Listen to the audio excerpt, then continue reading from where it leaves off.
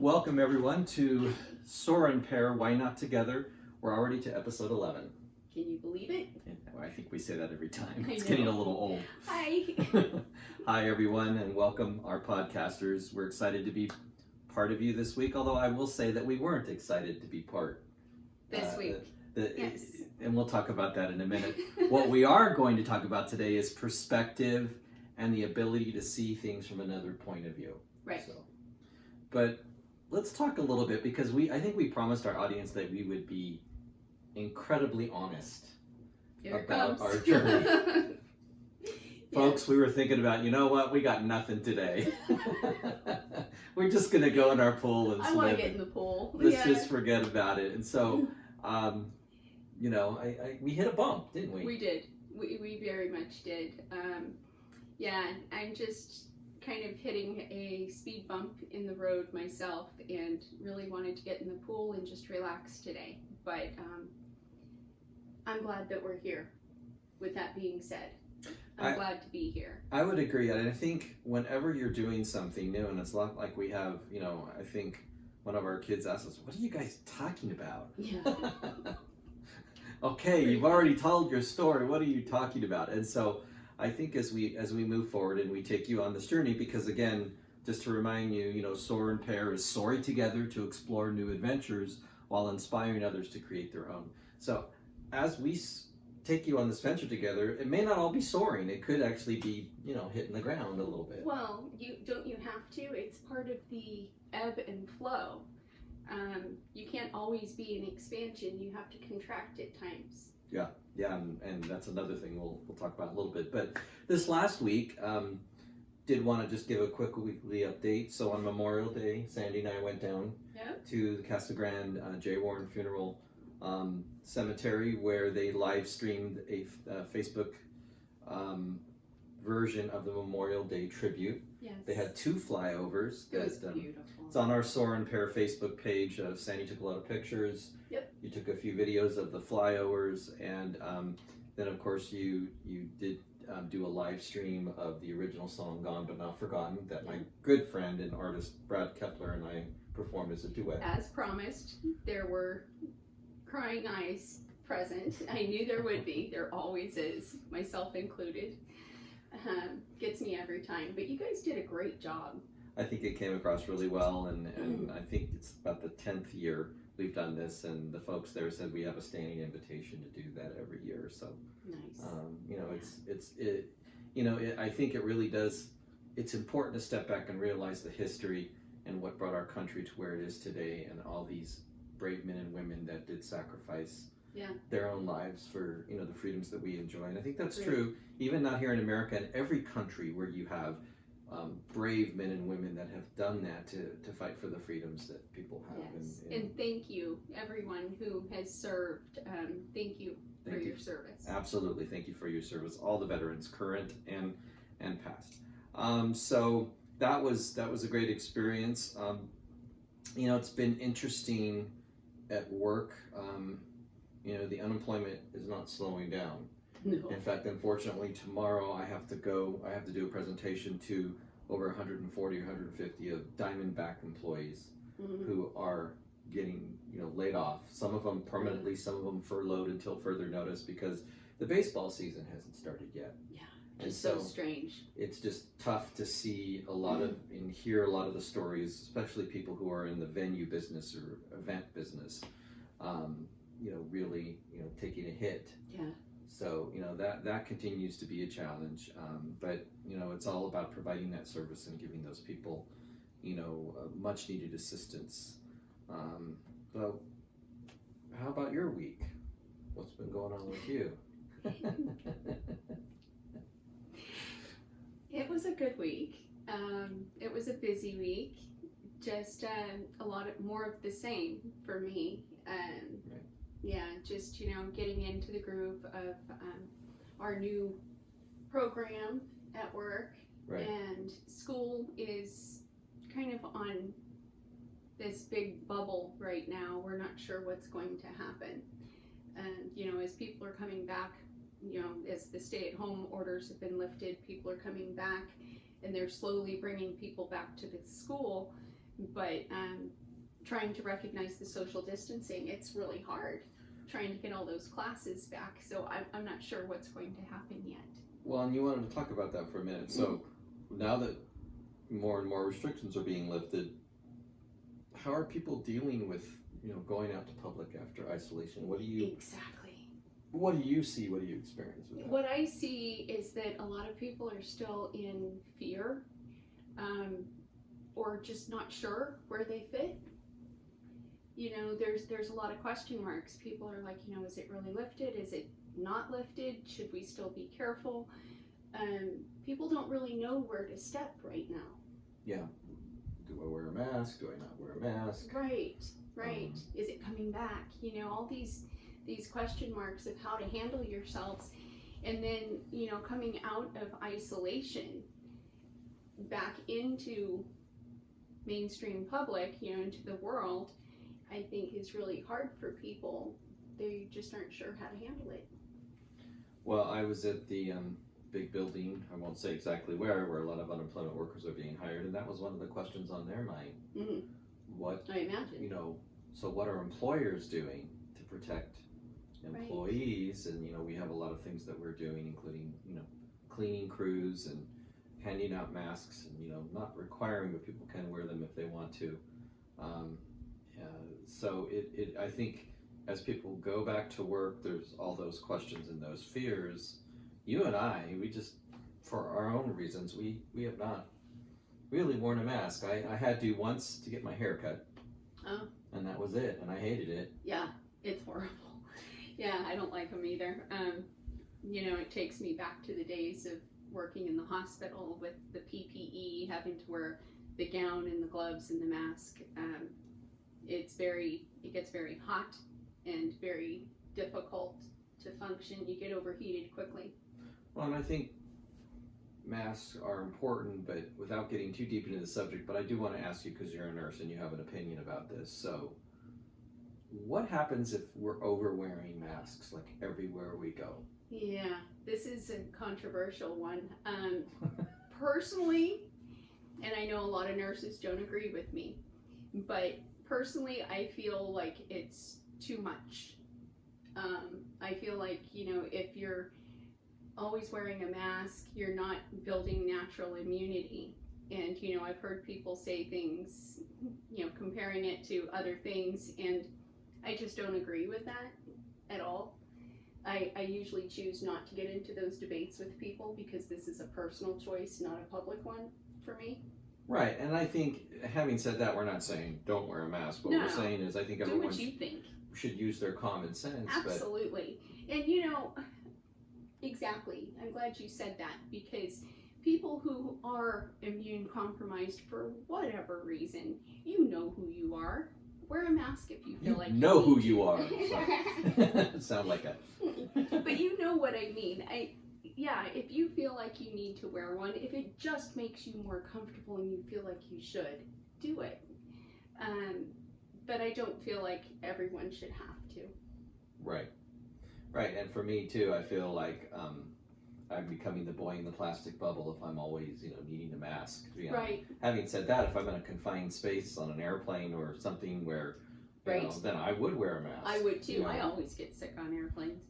Yeah, airplanes to me are germ. They are. Germ petri dishes. Yeah, no airflow. Right. That's a whole, but we digress.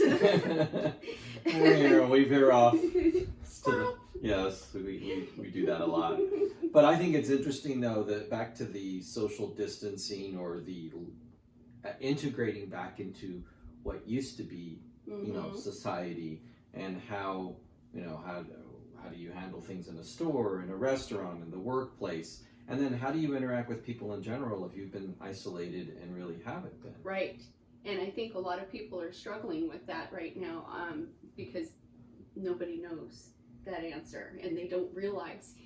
At least this is what I've been recognizing, is people, it surprises them. They don't expect that within themselves. Right. After, they think they want to be out in the world again, and then they get out there and they're like, whoa, it's almost a system overload. And I think that is surprising people. And so just, trying to recognize where each other are and giving each other room, not just physical distance, but, giving room to each other to get through this and to find your new sense of balance. I don't want to say new normal, and it's so overused, because it's not going to be it's not going to be normal. It's going to be different. Right. For each one of us. Yeah, so I think we ourselves too, I know that I worked at home for 2 months and went back out in the workplace for the first time on Friday for me. Yeah. And that was an adjustment. It really was. It was for me too, not having you here. Oh, yes. And Coco. That's true. Coco was very upset. She whined all afternoon looking for him. Yeah, she has to be tabs on both of us. It's kind of cute. Yeah. But something else this week before we get started. You're having one of those days where you just, okay, I'm out in the backyard. I'm thinking I'm going to get in the pool, but we actually had some clouds. Looked like it was going to rain or lightning. Yeah. So I'm pulling weeds and put my glasses on the barbecue grill. Walked back around, crunch. I stepped on my very expensive and only prescription glasses and broke them. What do? You can't unbreak the glasses. You handled it well. After a few expletives, you handled it very well. My point is just sometimes you just break the very thing you need. And of course I had to run to the drugstore and grab a pair, which I'm wearing for those of you who are seeing me, of readers. Yeah. Until I can get those fixed or what have you. So it is what it is. And I think my point to bring that up is sometimes you just step on your own glasses and you have to deal with it. There's nothing, once you do it, you can't unbreak it. And right. So exactly. After an initial kind of moment, I think just not being upset about it all night, just going, it is what it is. It's sitting on the table, broken. Looking pretty mangled. Yes. But we move on. So that was just kind of my little good for you moment that I wanted to share with everyone. I life is too messy not to have these kind of mistakes and accidents, if you will. So you made it 4 years on that one pair of glasses. He made it probably twice as long as I would have. So yeah, celebrate. I hope it lasts just as long next time. Yeah. So rolling with the punches. But speaking of that, we're going to get to our theme today. So we said earlier that our theme is a perspective and ability to look at things from another point of view. And I think Sandy and I were discussing what we wanted to talk about today, and I think we felt this was really, really important, especially nowadays with some current events, and we're not going to get into the specifics of current events, but current events that are happening where people express certain opinions and then it escalates, whether it's online or in person, and that other person disagrees, and before you know it, the division and the fighting, if it's verbal fighting, is now happening over whatever current event or disagreement. And it just keeps escalating. To me, yeah, that just, it's a tough one, because I think we all need to be able to speak our truth. Yeah. Right? And yet, when, it turns into a racial issue or an anger issue or a religion or a politics, what have you, issue, then it just keeps getting bigger and bigger, and all these centuries of anger and unjust or what have you just come up to the surface bigger and badder than ever. We're not making any progress, is my point. No, it becomes an us versus them. Yeah, it feels like a repeat of the same type of thinking. Right, exactly. I think we all tend to, first of all, this country was founded on the Amendment of Freedom of Speech, right? Right. So that means that there's going to be some people who speak that maybe very either offensive or that don't agree with you or exactly the polar opposite of your point of view. Right.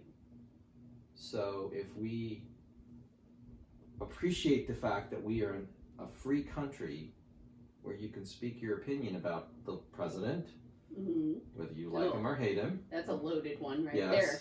No matter where you stand. Religion, right? Because that's the whole reason it was founded to begin with. You know, either social issues or racial issues or financial issues, the conspiracy theories that are out there, whether you buy them or not. You know, the programs, we are hit with 1,000 different point of views every day. If we don't agree, and this is something I was thinking about, was if we don't agree, if we were to block each person, say on social media, that we didn't agree with, we'd probably have nobody left. Right?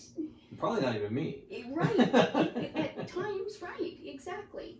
So, yeah, it just feels to me like we really need to, at least for me, I need to just really look at each point of view that's out there and just, you know, walking in that person's shoes and trying to see through their eyes. Right, which is really what we're talking about. So why is it important to even try to do that? So let's go with that question. Why is it important to try to walk in someone else's shoes or to see their perspective? Basic empathy, for one. Just common empathy for another person to just respect that other person and to give them that. And you know, you might learn something too. You may see something that you wouldn't have seen before if you stay open to it. Right. And I think it's important. Whatever it is. Yes. And I think it's important not only to help, I think, because what's happening and what I see, unfortunately, in our particular country is there's this huge divide of, you know, the right and the left with politics, or the rich and the not so rich, and the, you know, and you go on and on. I mean, the vegan and the meat eaters, and you can just keep, you know, you can, you know, medical, non-medical, and you can just keep going down the line. There's this huge divide. So I think developing empathy and that phrase, we can agree to disagree. Absolutely. By agreeing to disagreeing, what you're saying to that person is, I still see you as an equal. I don't agree with what you're saying, but I respect you as a person. Yes. Where I honor where you are. Right. Where I think what happens when people start attacking each other, that respect goes away, and now the enemy becomes that person, even more so than what they were talking about to begin with. Right. All the finger pointing. Yes, absolutely. I agree completely. And, you know, just honoring where each other is and seeing the person and respecting their point of view, I think is huge. I think if we all could do that a little bit more, I think we'd be in a much better place. Start on social media, right? Especially on social media. It becomes such a... I struggle with social media because it becomes such a platform for politics, religion, gender equality, you know, all these things. It just becomes such a huge platform for that, that I think the person gets lost.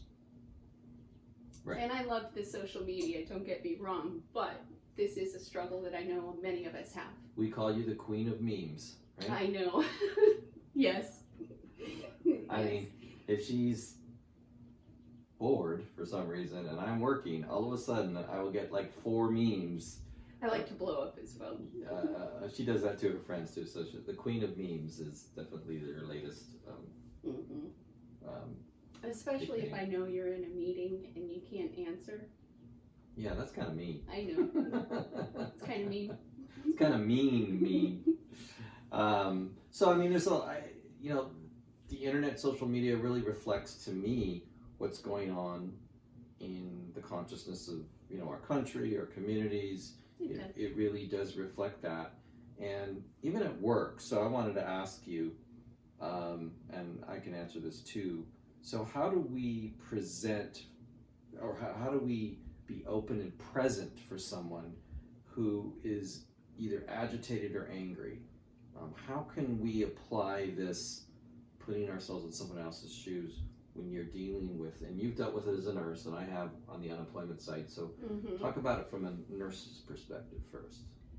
I don't know if this is necessarily a nursing perspective, okay, but for me, it's very simple. It usually boils down, almost everything always boils down to fear or love, is what that person is, their point of view is what they're coming from based on fear or love. And oftentimes when it's controversial or angry, it is fear. It can be lack of control or not sure what to do kind of thing. And I see that in nursing often. When people lose control over their health for whatever reason, you tend to grasp at whatever you can and try to regain some sense of control. And just recognizing, not to judge it, but just recognizing where they're coming from and holding space for that person to walk through whatever they need to walk through, and to just kind of help to work through it so that they can get to the other side. Well, some people just need to be heard. Exactly. And that's often, usually actually, all it takes is to be heard, because people tend to get louder and louder. I know I've done it. If you don't feel heard, what happens? Your voice goes up, And when I use the word heard in the context, I think the understanding is heard and understood. Of course. And I think that's what we're really talking about is when someone is arguing a point and they feel you're not listening or understanding them, it escalates. Yes. The voice goes up, the anger rises. Yeah. Right. So you could understand somebody without agreeing with them. Absolutely. I got into a conversation with a lady on one of the groups I follow, and we didn't agree, but it was a beautiful exchange because we agreed on some tokens of the, some portions of the conversation, and others we didn't, but we were both able to speak what we saw and meet in the middle, and I made a new friend out of it. It was awesome. So instead of saying you're wrong, basically, or just because I don't see it your way doesn't make you wrong. Right. Right. And on the unemployment side, people, and I totally understand this, get very stressed when their finances are in jeopardy, when of course, bills are to be paid, or they're don't know how they're going to pay the electricity or the rent. And so when we deal with very, very upset and agitated people who are on the brink of whatever financial hardship, a lot of times it's more than just listening. It's listening and then helping them walk through a solution, because a lot of times I think when any of us are going through something traumatic, and I'm going to use a Sandyism, we're spinning. And we're not coming up with any kind of, well, okay, this is what's happened to you. We're not getting anywhere. Right. So I think helping guide that person to what the next step is. Okay, the next step is we're going to do X, and without over promising. And so the next day this is going to happen, and then this is going to happen. If it all works out, then this is the amount of money that would come to you, kind of thing. Yeah, like a gentle guide. Right. A helping hand. Exactly. I like that.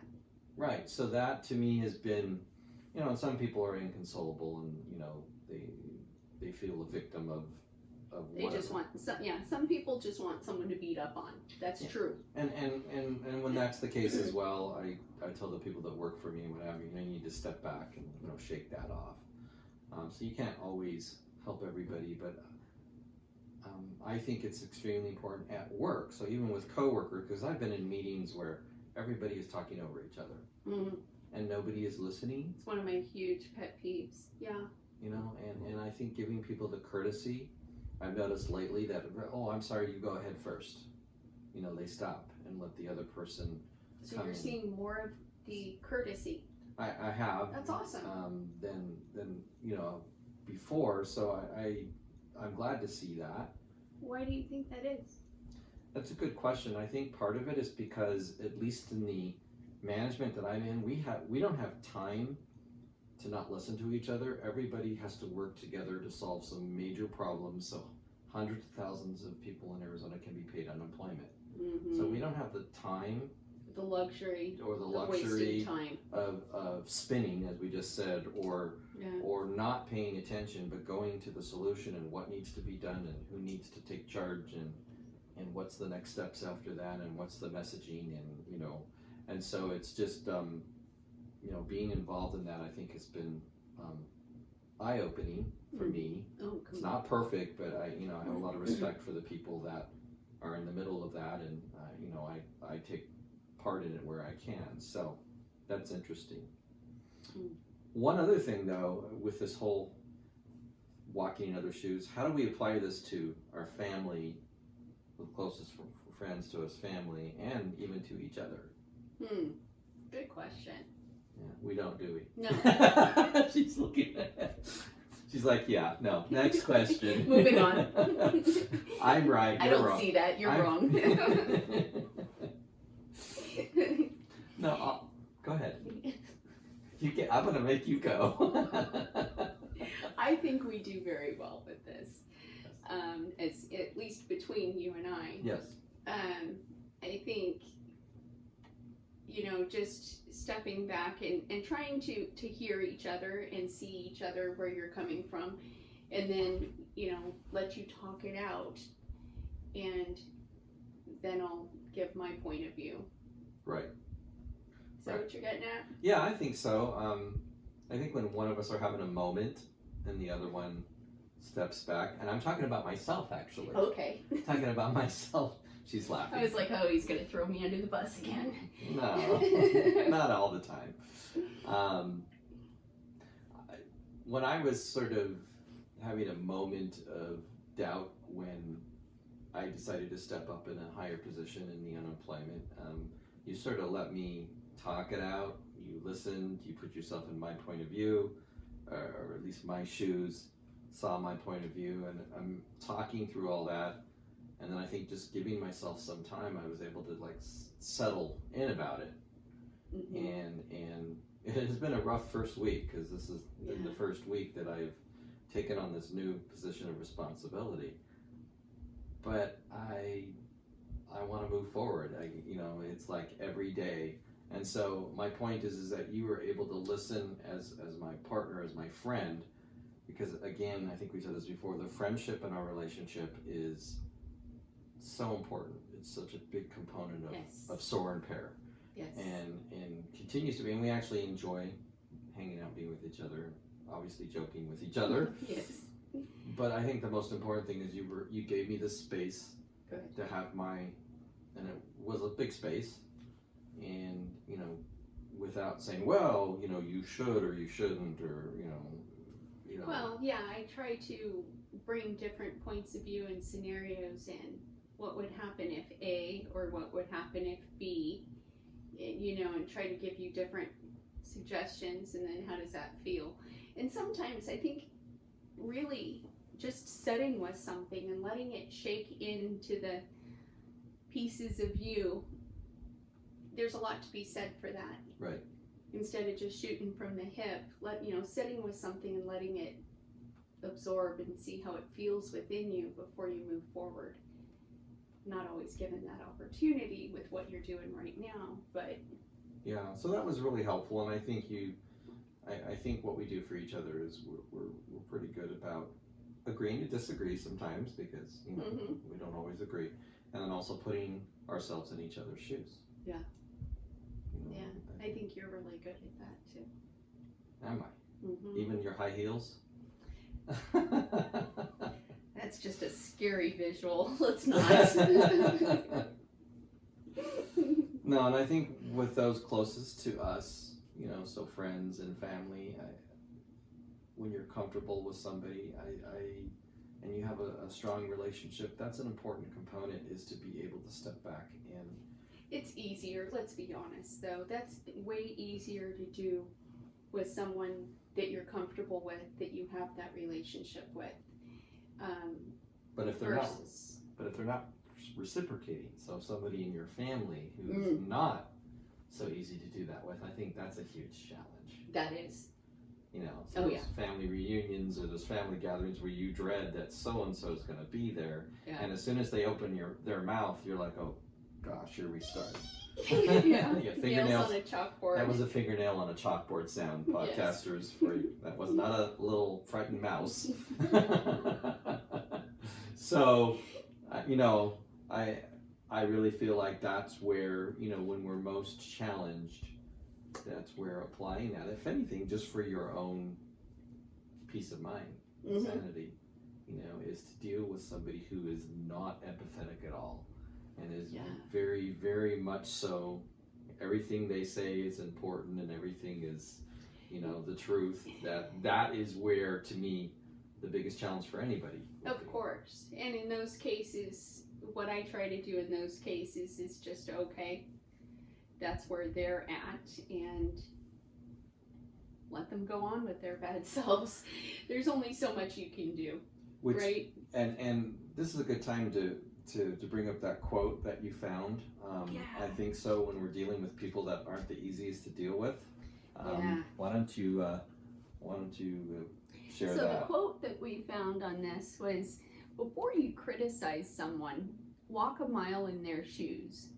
That way, if they get angry, they will be a mile away and barefoot. I like that. Yeah, that's a good strategy. Yeah. But I'd like to end this segment with one of my favorite poems by Valerie Cox. And if you've heard it before, I've heard it many times. It's just an awesome poem called The Cookie Thief. So I'm just going to read it here. Okay. And it begins like this. The woman arrived at an airport one night with several long hours before her flight. She hunted for a book in the airport shop, bought a bag of cookies, and found a place to drop.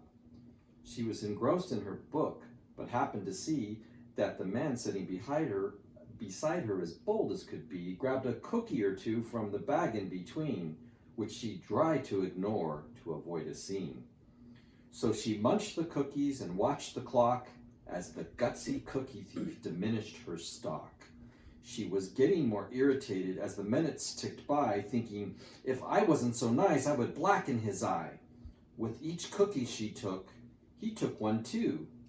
When only one was left, she wondered what he would do. With a smile on his face and a nervous laugh, he took the last cookie and broke it in half. He offered her half, and he ate the other, and she snatched it from him and thought, oh, brother, this guy has some nerve, and he's also rude. Why, he didn't even show me any gratitude. She had never known when she had been so galled, and sighed with relief when her flight was called. She gathered her belongings and headed to the gate, refusing to look back at that thieving ingrate.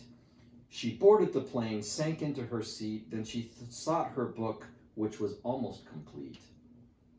When she reached in her baggage, she gasped with surprise. There was her bag of cookies in front of her eyes. If mine are here, she moaned in despair, the others were his, and he tried to share. Too late to apologize, she realized with grief that she was the rude one, the ingrate, the thief. Mm-hmm. Every time I read that, I absolutely love that. I do too. How does that hit you? I love it. I love it. I think, trying to slow down and see things through other people's eyes and showing gratitude and patience for each other. It's a great reminder. I'm in the mood for homemade chocolate chip cookies, by the way. Me now. too. I'm thinking brownies, actually. Even better. But one of the things I love about that is a lot of times the very person we are accusing of something is really ourselves. Exactly. It really is. And I know that's a little off of what we were talking about, but the truth of the matter is if we could see from other people's point of view, then we would do less of that pointing and realizing that we were the rude ones. Well, and when we're pointing, there's 3 more fingers pointing back at us. You know, it's right there. Right. I don't think it's off topic at all. I think that's exactly right. So. Right. So all you cookie thieves out there. Yeah. So let's talk about a Sandyism. What have you got this week? Well, I don't know. I'm going to put you on the spot. Is there a favorite Sandyism you have you want to share? What? Yeah, she's like, no.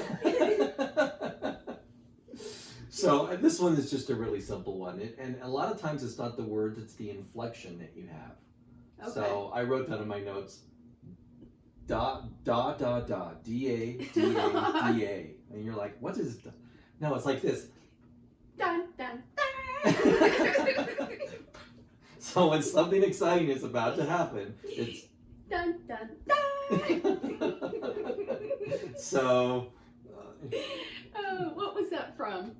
I think some cartoon movie, maybe the Croons or something. Something like it was that little guy. Anyway, yeah.